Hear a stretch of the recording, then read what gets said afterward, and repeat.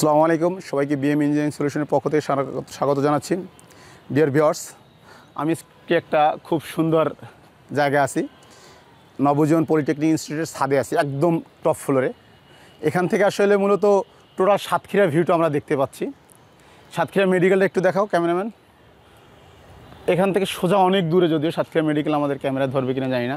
এই বড় বিল্ডিংটা সাতক্ষীরা জজ কোর্টের বিল্ডিং।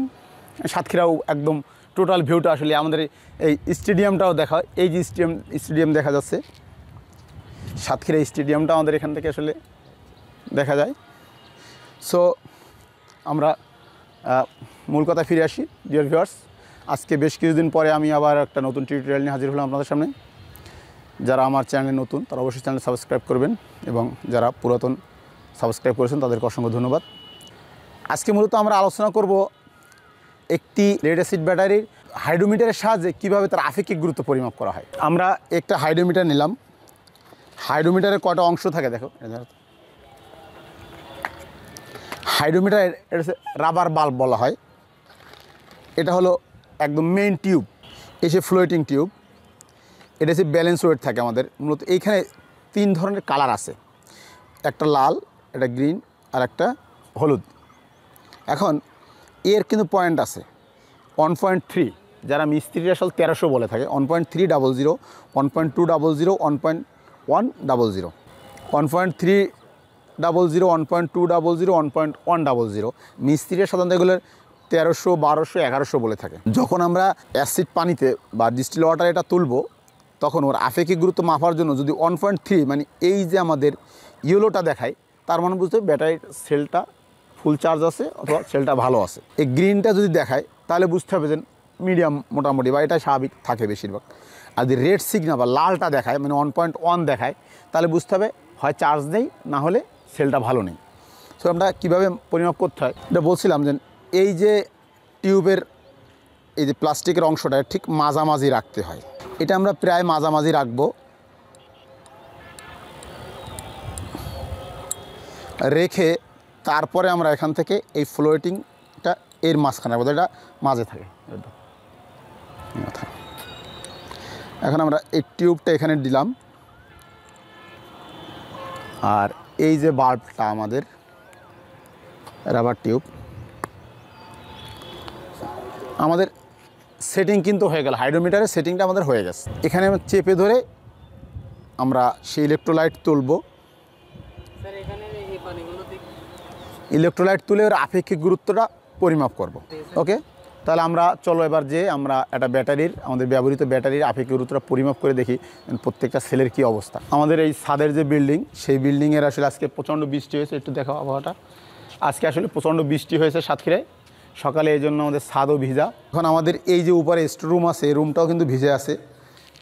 আসলে আমাদের এখানে হাইড্রোমিটার আরও একটা রাখা আছে। এই যে আমাদের একটা ব্যাটারি দেখতে পাচ্ছেন, এটা 12 ভোল্ট 130 অ্যাম্পিয়ার আওয়ারের একটা আমাদের ব্যাটারি।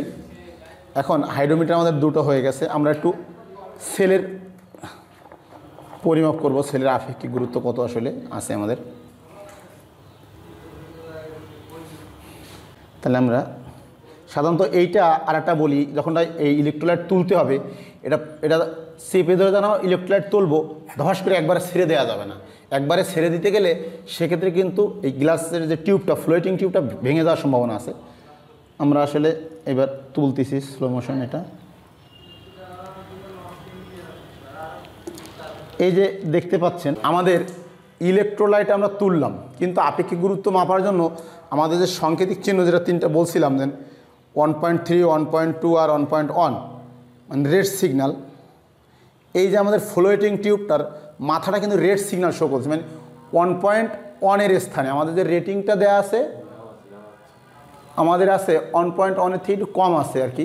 আমাদের সেই রেড সিগন্যাল আমার মান দেওয়া আছে কত, এর মানটা আছে, এটা হচ্ছে 1.25, তার একটু পরে মানে আমাদের 1250 বলতে 1260-70 মতো আছে। আমরা যদি মিস্ত্রির ভাষায় বলি তাহলে 1.25, 1.27 কাছাকাছি আছে।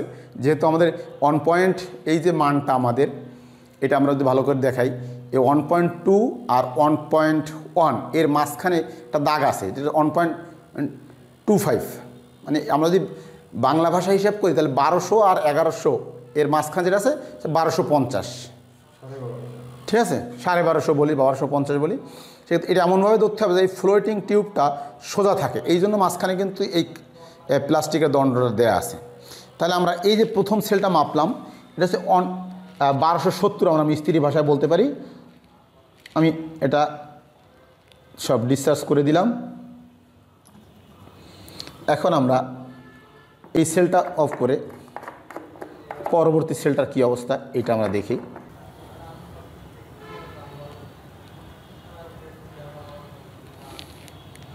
আমাদের এই কিন্তু যদি এবার ওটার থেকে তুলনামূলক এই সেলটার থেকে এই সেলটার অবস্থা একটু ভালো আছে, কারণ এটা আমাদের কিন্তু সেই গ্রিন সিগন্যাল, আমাদের এটা কিন্তু 1250-এর কাছাকাছি বা 1250 আছে। তাহলে মানে 1200-র আশেপাশে থাকলে সবচেয়ে বেশি ভালো হয়।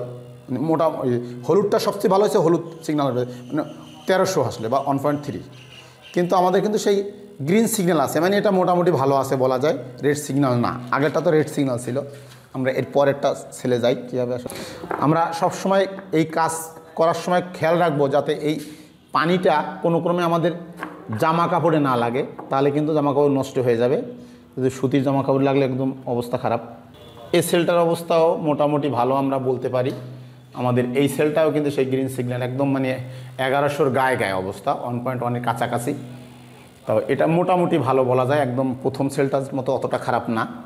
আগেরটা নাকি আচ্ছা, এরপরে আমরা পরবর্তী সেলে পরিমাপ করি।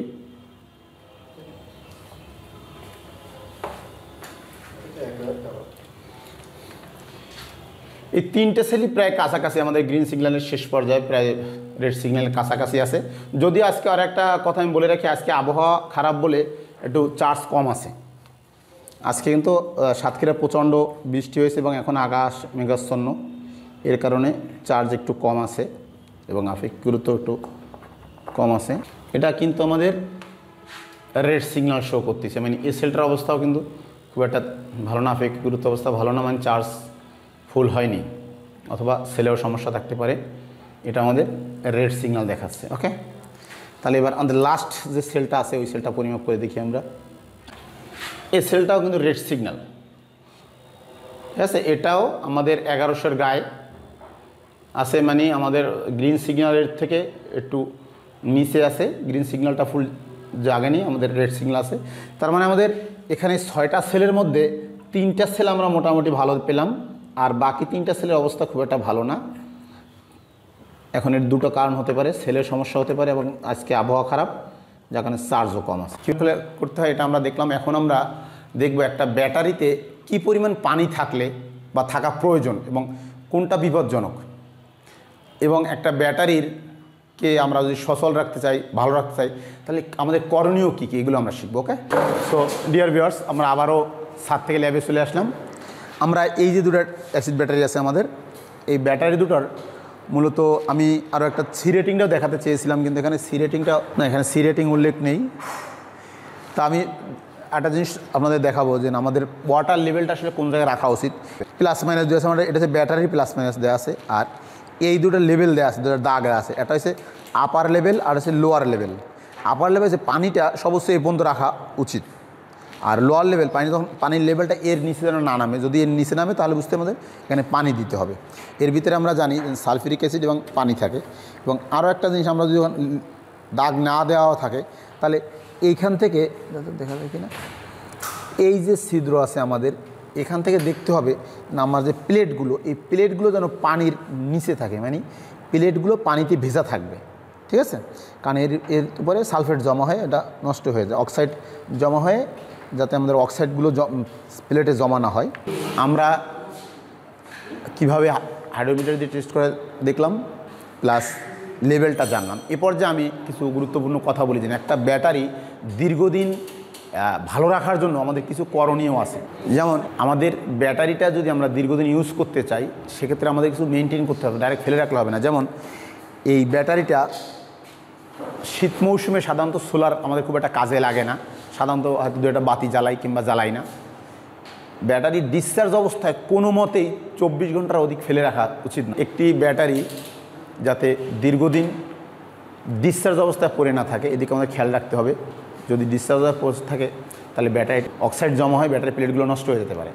24 ঘন্টার মধ্যে চার্জ দেওয়া এবং প্লেটগুলো মাঝে মধ্যে পরিষ্কার করে গ্রিজ বা আমাদের ভ্যাসলিন মেখে ওটা রাখা, যাতে প্লেটগুলো ভালো থাকে। যদি এরকম হয় যেন আমাদের দীর্ঘদিন ব্যাটারিটা ব্যবহার করার দরকার নেই, সেক্ষেত্রে মাঝে মাঝে ফেলে না রেখে মাঝে মাঝে কৃত্রিম উপায়ে ডিসচার্জ এবং চার্জ করা ব্যাটারিটা, তাহলে আমাদের ব্যাটারিটা দীর্ঘস্থায়ী হবে।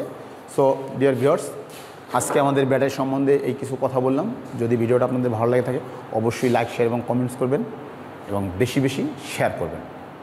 ওকে, সবাই ভালো থাকবেন, সুস্থ থাকবেন এবং আমাদের জন্য দোয়া করবেন। আজকের মতো বন্ধই, দেখা হবে আবার নতুন কোনো টিউটোরিয়াল নিয়ে। আল্লাহ হাফেজ, বাই।